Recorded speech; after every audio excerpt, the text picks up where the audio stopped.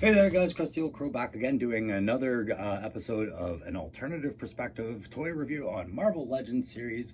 Characters that I've picked up in the wild and have started to collect on top of my G.I. Joe Classified, for which I do a tactical perspective.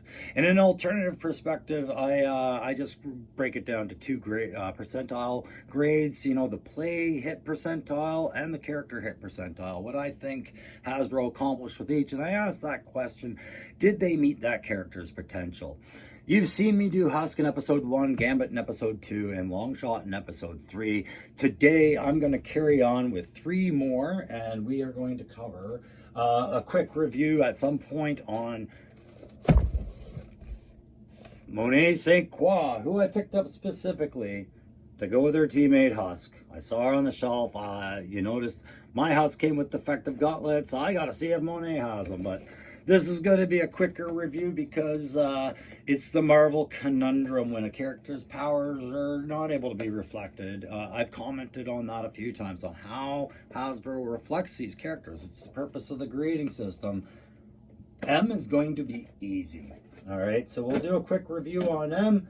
And of course, we'll follow it up with reviews on Moira Taggart from the House of X, a character who has been with the X-Men since the very beginning. And after I stopped collecting, wow, this character transitioned into something very different during the House of X story arc. I just got caught up on what was going on with her 10 to 11 lives. Very interesting. We'll do a review on her, and we'll also cover Karamia, the Omega Sentinel from the same storyline. Those two will get their own reviews, but of course, like I said, we're going to start with Monet St.Croix, who is, she's been a member of Generation X, of course, like I said, while I show you the box. And she has been a member of the X-Men. She has been X-Factor. She's been a few things, and core to all of them. There you can see she's part of the Chode Build-A-Figure line. Chode is it's an interesting name, but it's from Starjammers, led by Corsair. They were Cyclops' father there. His spacefaring outfit, kind of like Guardians of the Galaxy, but not quite them, right? So I'm going to have a open up Monet, who is essentially Marvel's answer to a quiet female Superman with hyperintelligence. She's strong, she flies, she's super smart. There's a few things on our list. I'll go over what we know about the character and how well or how poorly it was reflected in the product, all right? And like I said, not much going on with this box for parts, so why am I paying as much for a Marvel Legend as I am for a G.I. Joe Classified? This is one of these days where I feel that loss. Anyways, guys, that's not to say I won't enjoy this figure or give it a good or bad review. It's just one of these obvious ones when you pick up the box, and don't think I'm getting much in here. All right, but I'm a big fan of Monet. I'm a big fan of M. Liked her in the comics. We'll talk about her, like I said. But first things we got to do, I got to get her open, have a look, and take some video. All right. Take another take on this. God, it's taken me a while. All right, one last look at the Build-A-Fig and the characters in that line, right? Emma Frost, Marvel's Fang, Monet St.Croix. You got Starjammer's Corsair, Marvel's Kid Omega, and Marvel's Chamber. Now, I have a couple of those already for kind of torn apart for conversions I was working on last year. So I do have a couple of other pieces of Chode, but I just don't care about Chode or Chod, whatever, from the Starjammers. I really never did. It's not a Build-A-Fig I ever wanted to collect, which makes the impact of paying the regular price for M, knowing that I don't care about this piece, her coming with just 2 hands, it makes it a little bit harder to swallow, right? I don't have a problem. I understand how it works in waves. Sometimes you're going to have a character that comes with far less like pieces and everything like that, because other characters in that wave had more going on it. And, you know, there's probably a spreadsheet there where all that balances out. I think Hasbro took advantage of a very easy character that Marvel put out there by essentially, like I said, they've made this pretty much Supergirl for the mutant stories of X-Nation, X-Men, X-Core, X-Factor, Gen X, all that, right? She's got the ability to fly, super strength, super reflexes, super agility, genius level intellect. What is it? Intuitive aptitude, which means she can like learn really fast and stuff like that. She's got regeneration powers, telepathic and telekinetic powers. There's basically nothing this super chick can't do, right? Um, so how do you reflect that?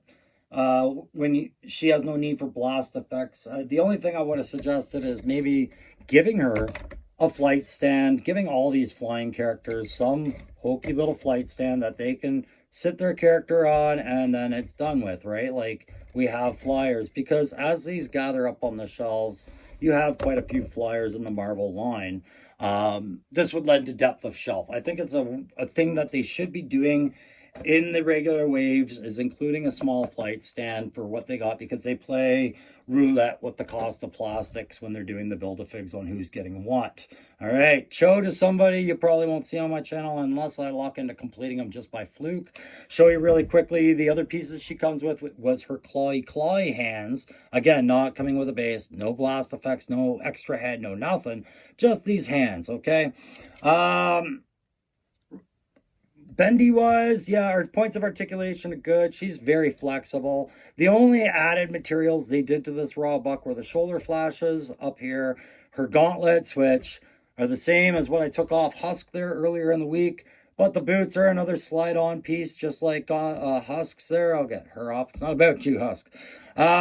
That's about it. It's a really minimal character with the traditional burgundy red, like oxblood red and gold from the Gen X comic. And I do like the appearance of this character. They've done a good job capturing the appearance. It's just you don't get any semblance of what she can do. And it's not necessarily Hasbro's fault.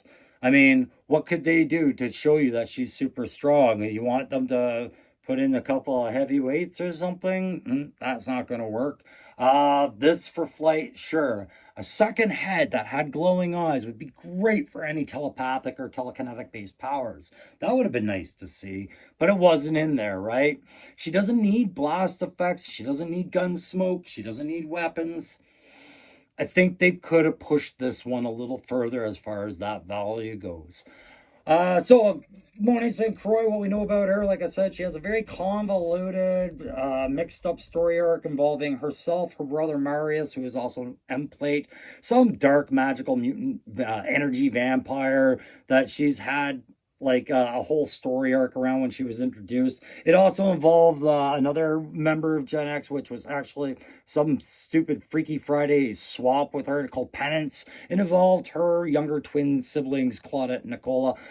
I'm not going to get into it here. That's the kind of stuff you can go to guys like JLS Comics or Comics Explained, and they can tell you all about Monet's very interesting past. Anyways, that's about all. She's from Sarajevo, Bosnia. I thought that was interesting. The fact that she's the daughter of an ambassador, very wealthy, child of privilege with arrogance and bad demeanor, all about it, right? When we see that in the comic book, she is very self-righteous and confident, overly confident. When I stopped collecting, that's where we left her, but I'm sure they've developed her into quite the character at this point.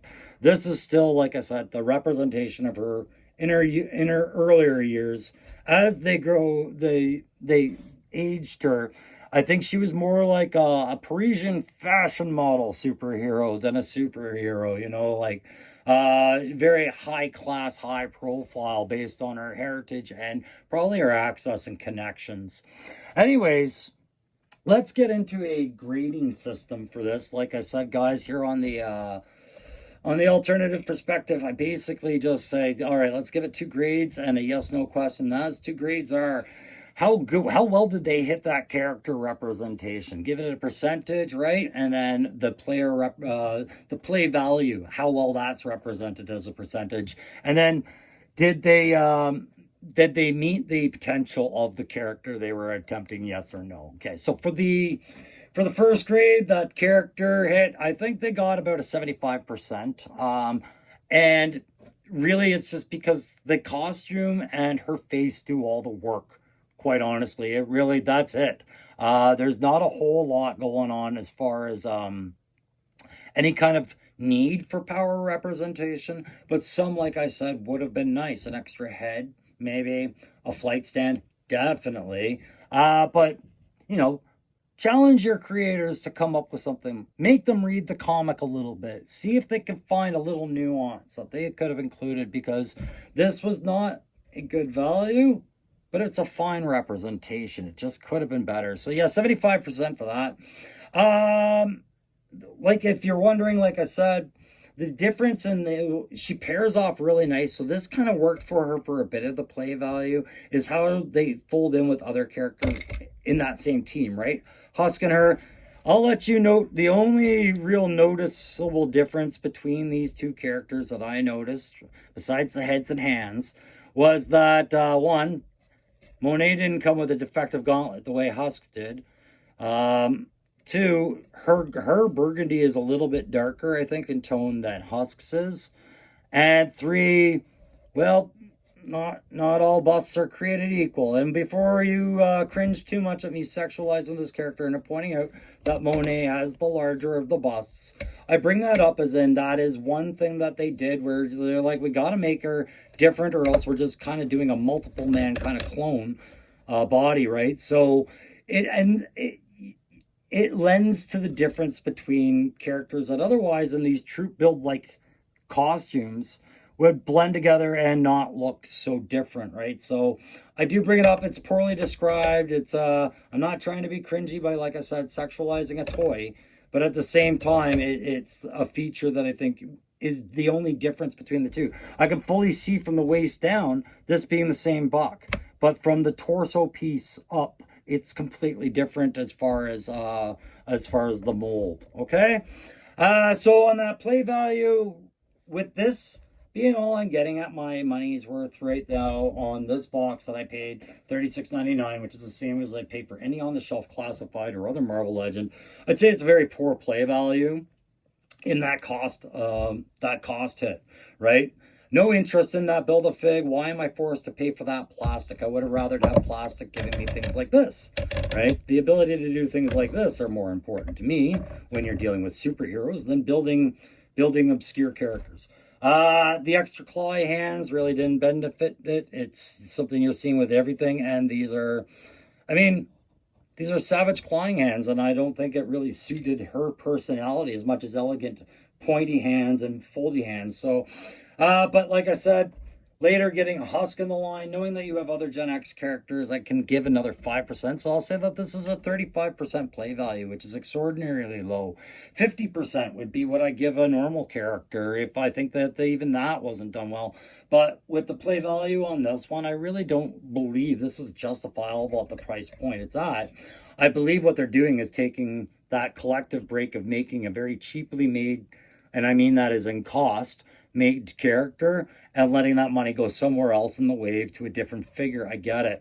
But the consumer pays for that every time. And unless you're like me, I bought this because it is Monet St. Croix. I like the character. I wanted it to go with my Husk. This is not going to be valuable when you pick up this box and go, what should I buy for today? Let's get this just Barbie with the hands and a leg. That's nothing at all like what the other toys have to offer as far as a piece count and fun. So 35% on that play factor, it's low. As far as did they achieve the character's potential? That's a hard one. As I break that stand or fling it apart, that's a hard one, but I can answer it, and I'm going to say simply yes, they did.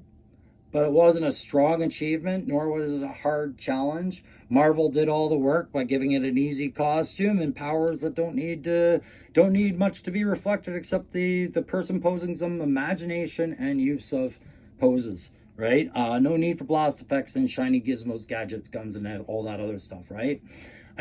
Like I said, I still think they could have come on stronger with this, but they did achieve the potential of this character and how she looked and appeared, because that was it. Monet was simple. All right, guys, that's going to conclude this an alternative perspective number 4 on Marvel Legends series Monet St. Croix with a much larger name. Thank you very much for watching. Make sure you stay tuned, and you'll see me do the Omega Sentinel and Moira McTaggart coming up very soon. All right, thanks very much. Talk to you soon. Bye.